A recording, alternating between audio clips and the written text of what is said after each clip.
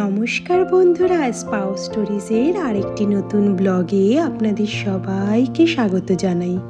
আশা করি আপনারা সবাই ভালো আছেন।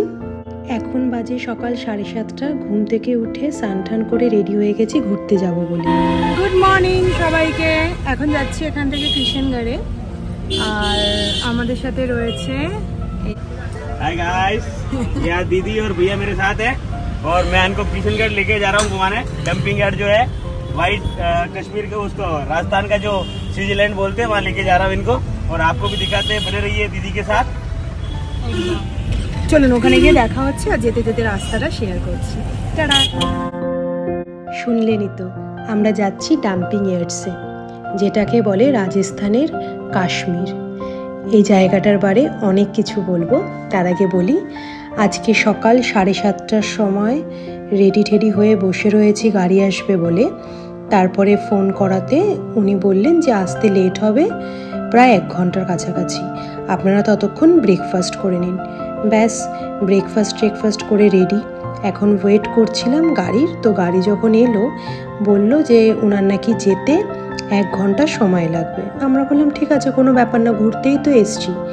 এইবার বলুন, সকাল সকাল আপনি কতটা রোদ এক্সপেক্ট করবেন?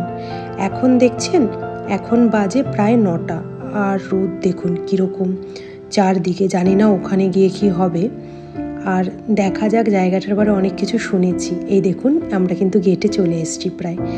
আচ্ছা, এই জায়গাটাতে কিন্তু বলিউড মুভির প্রচুর গানের শুটিং হয়, আর এমনকি শুধু বলিউড না, সাউথেরও প্রচুর মুভির শুটিং হয়।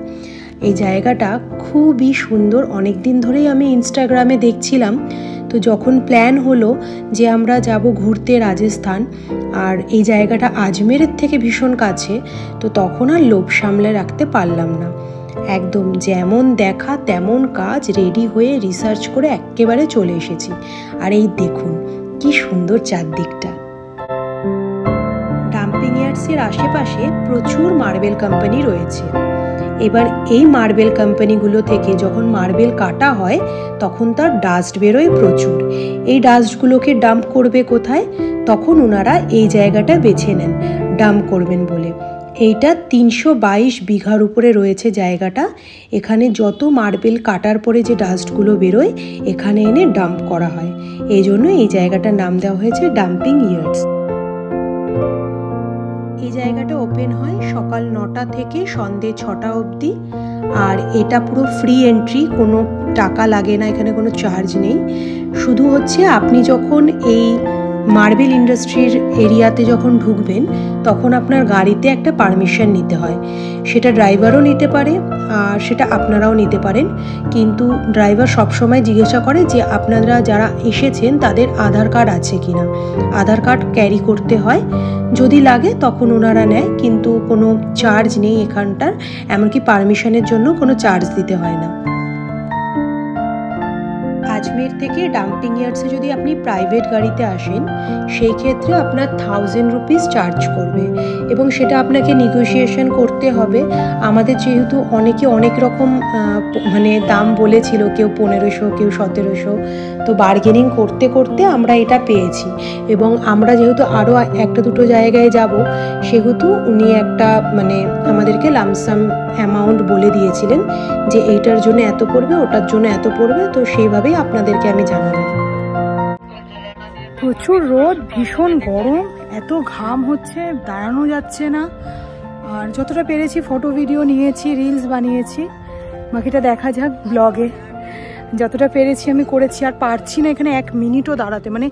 এত রোদ, পুরো গরমে অবস্থা খারাপ হয়ে যাচ্ছে। যত তাড়াতাড়ি সম্ভব পারছি যে ভিডিওটা করে এখান থেকে বেরোতে পারলে বাঁচি। এখন প্রায় বাজতে যায় 11টা 15, কিন্তু রোদের যা তেজ, কেউ বলবে না যে একটু আগে বৃষ্টি হয়েছে, এখন আবার এরকম ওয়েদার। দেখাচ্ছি টাইমটা, দেখুন টাইমটা, আর এই দেখুন অবস্থা।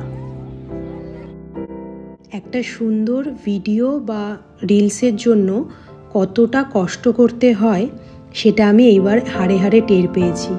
এখানে এসে নীল জল দেখে ভাবলাম কি ভালো জায়গা। আমি একখানা শট নিই জলের মধ্যে দাঁড়িয়ে, যেই পা দিয়েছি পা পুরো জ্বলে গেল, আর তার খানিকক্ষণের মধ্যে দেখলাম চামড়া উঠে গেছে।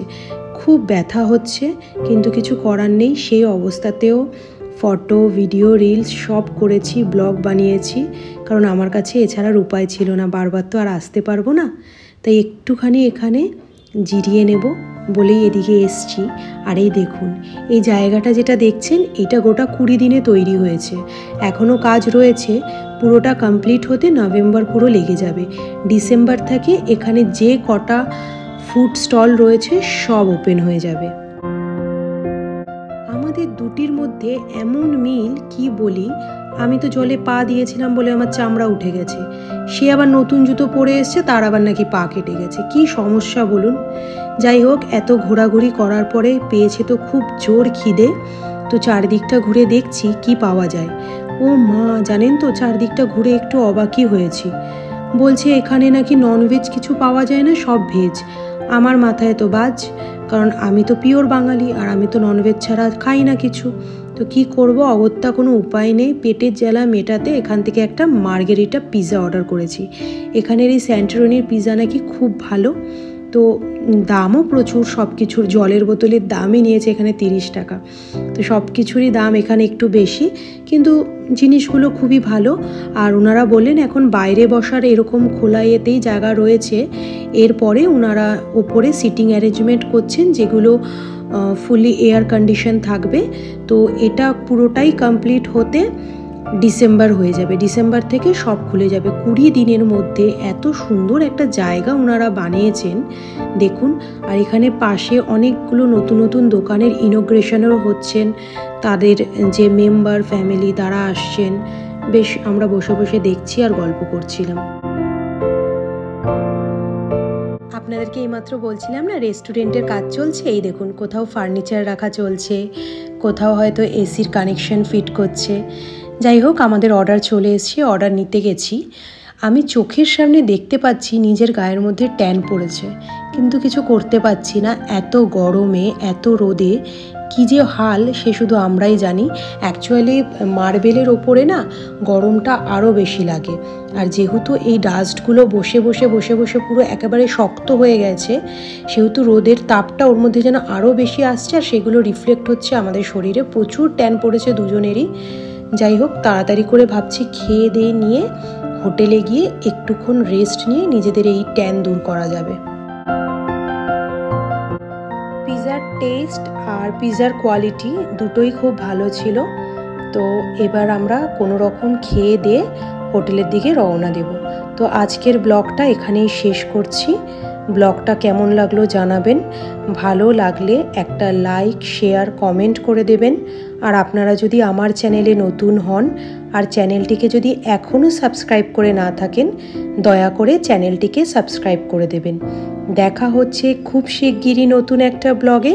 ততক্ষণ সবাই ভালো থাকবেন, সুস্থ থাকবেন, নিজেদের যত্ন নেবেন। আর হ্যাঁ, নতুন নতুন ভিডিওর জন্য বেল আইকনে ক্লিক করতে ভুলবেন না। দেখা হচ্ছে খুব শিগগিরই নতুন একটা ব্লগে। ততক্ষণের জন্য টাটা।